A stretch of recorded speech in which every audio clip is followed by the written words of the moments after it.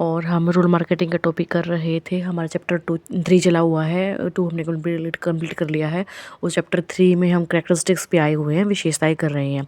इस टॉपिक का नाम है ग्रामीण उपभोक्ता का व्यवहार, मतलब रोल कंज्यूमर है जो, उसका बिहेवियर। तो हमने उसके एम कर लिए थे, उसका व्यवहार कर लिया था, मतलब बिहेवियर कैसा होता है और कंज्यूमर का एम क्या है, उसकी इम्पोर्टेंस क्या है, कितने टाइप के होते हैं, मतलब व्यवहार के आधार पर, बिहेवियर के बेस्ड पर रोल मार्केटिंग के कितने टाइप है। अब हम करेंगे, हमारा टॉपिक है ग्रामीण विपणन की विशेषताएं, मतलब रोल मार्केटिंग की कैरेक्टरिस्टिक्स क्या है। तो इसमें फर्स्ट पॉइंट है पारंपरिक दृष्टिकोण।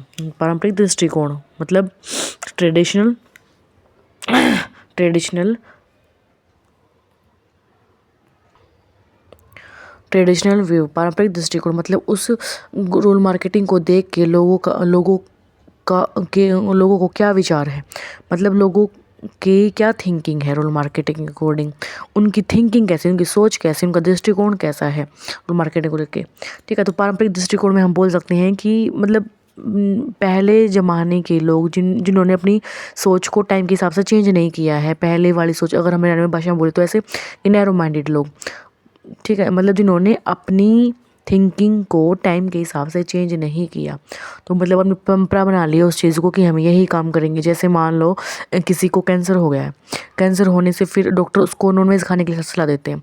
वो बोलते हैं कि नॉनवेज खाओगे तो जल्दी रिकवर होगे, लेकिन हमारी सोच पारंपरिक है, कई गांव में ऐसे ही भी लोग हैं उनकी सोच पारंपरिक है, तो ऐसे बोलते हैं नहीं, हमने, हमारे पूर्वजों ने भी नहीं खाया, हमारे बाप दादा ने भी नहीं खाया नॉनवेज, और हम भी नहीं खाएंगे, हम एग मांस मीट ये सब चीज़ें नहीं खाएंगे। तो मतलब वो पारंपरिक दृष्टिकोण होता है। तो ऐसे ही जैसे काम करते तो उसमें बोलते हैं कि हाँ नहीं, हाथ से आटा पीसे, कई जगहों पे तो हाथ से आटा पीसते हैं और वही खाते हैं, ऐसे बोलते हैं मशीनों की आदत हमें नहीं लगानी। तो ये चीज़ क्या होता है, इससे सब परंपरा दृष्टिकोण होता है, परंपरागत दृष्टिकोण, ठीक है, ट्रेडिशनल मेथड होता है उनका। ठीक है, तो ग्रामीण विपणन किस चीज़ के ऊपर इफेक्ट डालता है, क्योंकि नई नई चीज़ मार्केट में आएंगी, नई नई टेक्नोलॉजी आएंगी, लेकिन लोग तो अपनी पारंपरिक दृष्टिकोण के हिसाब से ही अपनी चीज़ें लेंगे और कहेंगे नहीं, हमें मशीनों का नहीं खाना, हम तो अपने हाथ से ही करके खाएंगे। तो ये सब चीज़ रोल मार्केटिंग पर डिफेक्ट डालती है। सेकंड है साफ़ सुथरी पैकेजिंग को प्राथमिकता। तो ये चीज़ तो है ही भाई, जो दिखता है वही बिकता है, जो दिखता है वही बिकता है। जो बाहर ऊंची दुकान फीका पॉइंट इसलिए बोला जाता है कि बाहर से जो चीज़ अट्रैक्ट करनी चाहिए किसी चीज़ को, चाहे खाने में कैसा भी हो, तो मतलब अगर हम कोई चीज़ लेके आते लेकिन कहेंगे देख, ऐसे बोलते हैं ना कि ये तो देखने में तो बहुत सुथरा था, लेकिन बाद में इसकी पैकेजिंग बिल्कुल, पैकिंग बहुत बढ़िया थी मस्त, लेकिन खाने में तो टेस्ट एक नंबर का नहीं, कि मैं दे लेगा नहीं, तो ऐसे बोलते हैं ना हरियाणवी भाषा में। तो वही है साफ़ सुथरी पैकेजिंग को प्राप्त, जो दिखता है वही देखते हैं, जो बस देखने में सुंदर होना चाहिए, चाहे उसका कैसा भी प्राइस भी महंगा हो, लेकिन खाने में टेस्टलेस हो बेशक, कैसा भी हो, और कैसे अनहाइजीन तरीके से बना हो, लेकिन बस जो दिख रहा है ना वो गुड लुकिंग होना चाहिए, बस वही है। थर्ड पॉइंट है कम पैसों में अधिक लाभ। तो वही चीज़ है, मतलब थोड़े पैसों में अधिक लाभ कंपनी को भी हो, और लोग सोचते हैं कि थोड़े पैसों में अच्छी चीज़, क्वालिटी की चीज़ें आ जाए, तो ये चीज़ रोल मार्केटिंग में फिर डालती है, और ये सब कंपनी वाले देखते भी हैं। फोर्थ है रूढ़िवादी जीवन शैली। रूढ़िवादी जीवन शैली वो तो वही चीज़ बोल सकते हैं हम, जैसे अलग अलग धर्मों के लोग होते हैं, अपना अपना खाना सभी का अलग होता है, पहनावा अलग होता है, तो अपने हिसाब से चलते हैं, और जो परंपराएं स्टार्टिंग से चली आ रही है ना कई सालों से, तो वही एडोप्ट करते हैं, अलग नहीं करते। अगर मान लो अलग भी कोई किसी मेंबर ने अलग करने की कोशिश की है, तो उसको मतलब डांटेंगे, बाहर निकाल देंगे, गुस्सा करेंगे, तो कहेंगे तेरे को जो करना है करे तो अपने हिसाब से, हम तो ऐसे ही करेंगे जो हम करते आए हैं। ठीक है, रूढ़िवादी दृष्टिकोण। नेक्स्ट कुटीर उद्योगों का प्रभाव। कुटीर वित्त उद्योगों का प्रभाव, ठीक है, मतलब जो छोटे छोटे कुटीर बोल सकते हैं हम, छोटे लोकल बिजनेस जो घर में कर, जैसे दरी बनाना है, बुनाई का काम करना है, रंगाई का काम करना है, या और छोटे मोटे टोकरी बनाना है, बास्केट बनाना है, हल्का मुल्का, मतलब छोटा मोटा काम जो घर में लोगों के द्वारा ही टाइम निकाल कर किया जाता है, उसको कुटीर उद्योगों को बढ़ावा। तो कुटीर उद्योग ने से तो वो बोलते हैं नहीं, हाथ मतलब जो काम हथकरघा का उद्योग भी शामिल होता है इसमें, जो काम जैसे बिस्किट का है, पैकिंग बनाना है, छोटा मोटा जो काम होता है, तो लोग कहते हैं नहीं, हम तो इस उद्योग को मतलब अपने घर में जो काम है वही ठीक है, हम बाहर जाके नहीं करेंगे। और घर में मान लो कितनी भी नई टेक्नोलॉजी की चीज़ आती है, लेकिन वो हाथ से ही करना पसंद करते हैं। नेक्स्ट धोखेबाजी का डर। तो धोखेबाजी का डर कैसे होता है, तो धोखेबाजी मतलब कंपनी में उनको डर रहता है कि कंपनी, अगर मान लो कोई किसी कंपनी की एजेंसी ले ली तो वो मतलब धोखा कर देंगे, कि लोग हमारे पैसे खा जाएंगे, हमसे काम ले लेंगे, ज़्यादा काम करवाएंगे, पैसे कम देंगे। ठीक है, तो रूल मार्केटिंग इस चीज़ के ऊपर भी इफेक्ट रहता है, उनकी थिंकिंग ये सब ऐसी है। नेक्स्ट पॉइंट है धर्म प्रभाव, धर्मों का प्रभाव। वही बात आ गई ना भाई, अलग अलग धर्मों के लोग रहते हैं, हर एक आदमी दूसरे धर्म के लोगों से जलता है, कहीं ना कहीं ये इंटरनल थिंकिंग होती है। तो अपने धर्म को बढ़ावा देने के लिए, जैसे मुस्लिम समुदाय है या हिंदू समुदाय, अपने धर्म को बढ़ावा देने के लिए मतलब अपने अपने दूसरी चीज़ों का बायकॉट करते हैं और अपने धर्म को बढ़ावा देने के लिए अपनी अपनी परंपराएं अपनी यूज करते हैं। तो एक दूसरे को अडॉप्ट नहीं करेंगे, क्योंकि उनको डर है कि दूसरे धर्म, अगर हमने दूसरा धर्म अपना तो लोग, हमारे समुदाय के लोग हमें मार देंगे, गुस्सा करेंगे या गांव से बाहर निकाल देंगे। नेक्स्ट है परिवार में महिलाओं की भूमिका। परिवार में महिलाओं की भूमिका, जैसे गांव में ट्रेडिशनल थिंकिंग अभी भी है। ट्रेडिशनल थिंकिंग होने के कारण उनका व्यू है कि महिलाएं घर से बाहर जाकर काम नहीं करेंगी, महिलाएं बाहर नहीं पड़ेगी, उनको चूल्हा चौका ही करना है। ये सब थिंकिंग का रूल मार्केटिंग पर इफेक्ट पड़ता है। ठीक है, नेक्स्ट है भाई, ये बुक लिखी हुई है थ्योरी ऑफ बायर्स बिहेवियर, मतलब विक्रेता की व्यवहार की थ्योरी। ठीक है, विक्रेता के व्यवहार की थ्योरी, ये बुक लिखी है किसने? हॉवर्ड एंड सेठ ने। हॉवर्ड एंड सेठ ने ये थ्योरी लिखी हुई है। ठीक है, सेठ ऐसे वो लिख सकते हैं हम। ये क्वेश्चन एक नंबर का आ सकता है थ्योरी ऑफ बायर बिहेवियर्स में। हॉवर्ड सेठ ने ऐसे लिख सकते हैं कि हॉवर्ड सेठ ने कौन सी बुक लिखी है, थ्योरी बायर्स बिहेवियर या थ्योरी सेलर्स बिहेवियर, ऐसे मतलब ऑप्शन डाल के दे सकता है एग्जामिनर। ठीक है, नेक्स्ट टॉपिक है ग्रामीण विपणन, मतलब रूरल मार्केटिंग की क्रय प्रक्रिया, मतलब उसकी परचेजिंग प्रोसेस क्या क्या है। अगर किसी रूरल मार्केटिंग में परचेज करने की प्रोसेस क्या क्या है। ठीक है, तो फर्स्ट है आवश्यकता की पहचान करना, मतलब पहले नीड को आइडेंटिफाई करेगा। आइडेंटिफाई हम मतलब ये देखेगा कि किस प्रोडक्ट की आवश्यकता है, किस प्रोडक्ट की ज़्यादा ज़रूरत है, तो उसी चीज़ को की पहचान करेगा, फिर उसी के बारे में प्लानिंग करेगा। नेक्स्ट है सोचना खोजना, उसके बारे में इंफॉर्मेशन खोजेगा, कहाँ से कैसे प्रोडक्ट इकट्ठा करेगा, कहाँ से प्रोडक्ट इकट्ठा करके कैसे उसको प्लानिंग करेगा, कैसे उसको बनाएगा। ठीक है, नेक्स्ट विकल्पों की तुलना, तो मतलब अगर उसको एक प्रोडक्ट के बारे में सोच लिया है, देख लिया, उसके विकल्प देखेगा। मान लो अगर वो चीज़ भविष्य में आके उससे रिलेटेड कोई समस्या आ गई, तो दूसरा विकल्प भी उसको तैयार करना पड़ता है। मतलब ऐसे बोलते हैं ना, ऑप्शन में दो ऑप्शन तो लेके ही चलने पड़ते हैं। हर एक मेथड लगा लो या एक लाइफ में लगा लो, भैया हमें 2 ऑप्शन तो रखने पड़ते हैं। ऐसे सोचते हैं ना, अगर ये काम मेरा इस तरीके से सक्सेसफुल नहीं हो तो हम इस तरीके से करेंगे। तो ऐसे एक प्रोडक्ट पे जान करके दूसरा प्रोडक्ट भी ऑप्शन में लिखना पड़ता है कि अगर वो सक्सेसफुल नहीं हुआ तो फिर हम दूसरा करेंगे। ठीक है, तो विकल्पों की तुलना, और विकल्पों की तुलना करेगा। फिर मान लें 2 प्रोडक्ट सब पास में रख दिए, तुलना कर देखेगा कि इस प्रोडक्ट्स की आवश्यकता, इस प्रोडक्ट से मेरे को मार्जिन ज़्यादा होएगा, इसका आसानी से माल मिल जाएगा या जल्दी से उपलब्ध हो जाएगा, तो वो चीज़ देखता है। दूसरे से देखेगा भाई गाँव में किस चीज़ की नीड है, अगर मैं इस प्रोडक्ट पर ये प्रोडक्ट लेके आऊँ, जैसे ऐसे वो देखते हैं ना। हम मान लो वो जैसे घर में हम किसी एजेंसी में गए,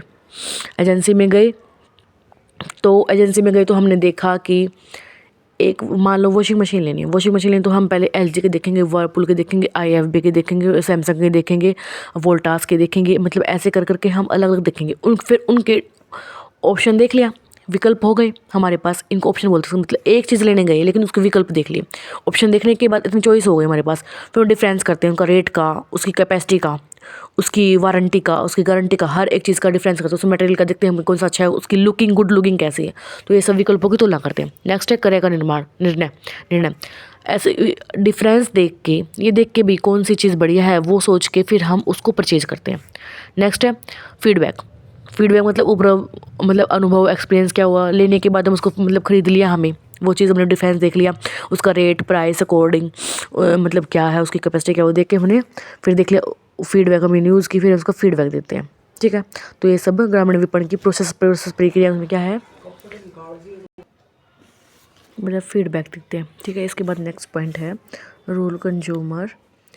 रूरल मार्केटिंग है। जो रूरल मार्केटिंग में बिहेवियर, जो ग्रामीण उपभोक्ता उसके निर्धारक कारक, मतलब उसके व्यवहार पे किस चीज़ का इफेक्ट होता है, उसका डिसीजन होता है, जो व्यवहार करता है उस पर किस चीज़ का इफेक्ट डालते हैं कारक, कौन कौन से कारक। तो फर्स्ट है आर्थिक कारक। आर्थिक कारक मतलब इकोनॉमिकल फैक्टर। इकोनॉमिक फैक्टर मतलब इकोनॉमिक ये तो चीज़ मेन है, हम इकोनॉमिक कंडीशन देखते हुए हम चीज़ें खरीदते हैं, हमारा व्यवहार उस तरह से डिसाइड होता है। मतलब घर में अगर अच्छे पैसा आ रहा तो हम कोई भी मतलब अच्छी प्राइस वाली चीज़, अच्छी क्वालिटी वाली चीज़ लेने में ही नहीं झकते।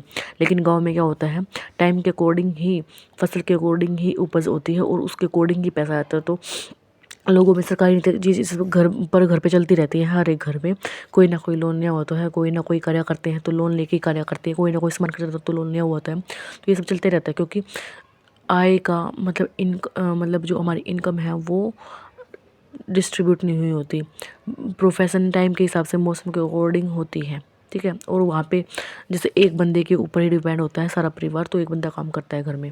ठीक है, तो ये चीज़ भी डिपेंड डालती है। नेक्स्ट है सोशल एंड कल्चर फैक्टर, सामाजिक और सांस्कृतिक कारक। सामाजिक सांस्कृतिक कारक मतलब जाति, परंपरा, समुदाय, संस्कृति, सब परिवार, आचार व्यवहार लगा लो, समाज में रहते हैं तो वहाँ को देखते हुए भी लोग हो सकते हैं, उनको देख के भी लोगों का व्यवहार हो जाता है। जैसे ऐसे मिडिल क्लास लोग हैं, मतलब गरीब उनसे रहा नहीं जाता, और जो अमीर लोग हैं उनका आचरण करते, उनको फॉलो करते हैं कि उन्होंने वो चीज़ ले रखी है, हम भी ले लेते हैं। देख देख के मतलब एक दूसरे को देख देख के चीज़ें अपने आप आ जाते हैं, क्योंकि आजकल लोग दिखावे में ज़्यादा वो हो रहे हैं। ठीक है, और संस्कृति लगाओ, परंपरा लगाओ, तो मतलब अपने हिसाब से देखे तो हमारे पूर्वज जैसे हाथ से काम किया है, और लेकिन आजकल की परंपरा ऐसी है, तो मतलब अभी भी हमारे परिवार में लोग ऐसे होते हैं तो हाथ से काम करना पसंद करते हैं, नई चीज़ों में विश्वास नहीं रखते।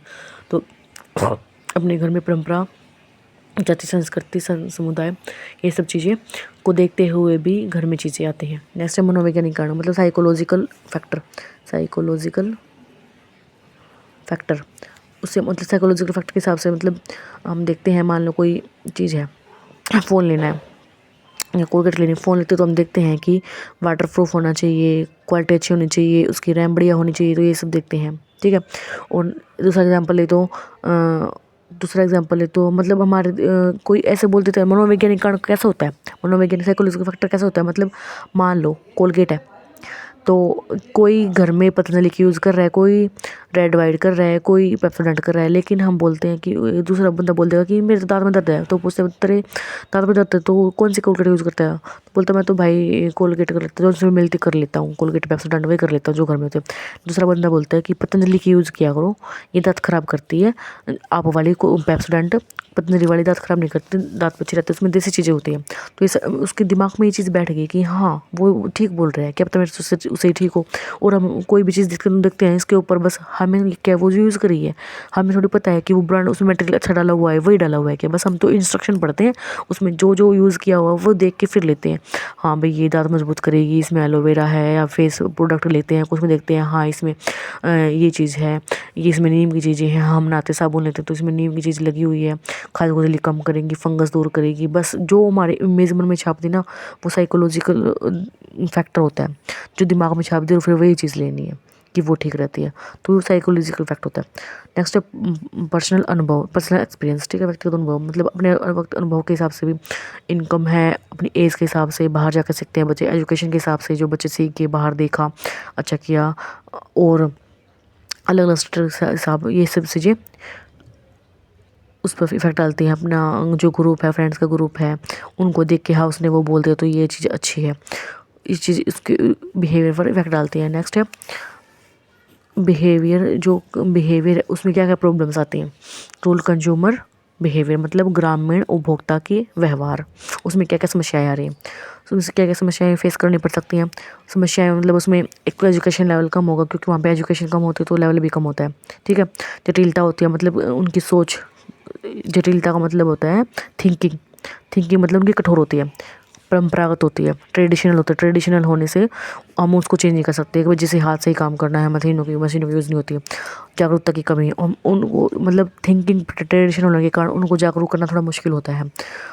ठीक है, परिवर्तनशील व्यवहार है, उनके उनके व्यवहार चेंज, अगर घर में कोई एजुकेटेड बंदा है तो अगर वो समझाएगा तो समझ जाएगा, लेकिन अरे एक चीज़ थोड़ी मुश्किल होती है। ठीक है, हम और कोई नया प्रोडक्ट आता था उसके बारे में तो उन लोगों को समझाना काफ़ी मुश्किल होता है, क्योंकि वो जो देखते हैं वही सीखते हैं, घर में बड़े बंदे ने जो कह दिया ना वही होगा, बस वो अपने हिसाब से चेंज नहीं करते। तो ये था भाई कंप्लीट हो गया, चैप्टर 3 कंप्लीट हो गया है। इसके बाद हम 4th चैप्टर करेंगे, रोल मार्केटिंग का सेगमेंट। कम से कम 10 ही चैप्टर हैं, ज़्यादा नहीं है, और फिर क्वेश्चंस लेके आएंगे इसके। और इतना मुश्किल नहीं है, इसमें सेम सेम सी बातें हैं, इतना मुश्किल नहीं है। बस 1-2 बार रिवाइज करोगे आप, मोटे 1-2 बार क्लास देखोगे, क्लास देखने से तो आपको समझ ही आ जाएगा। ठीक है भाई, लाइक शेयर कमेंट्स करना, बाय बाय, अपना सपोर्ट देना।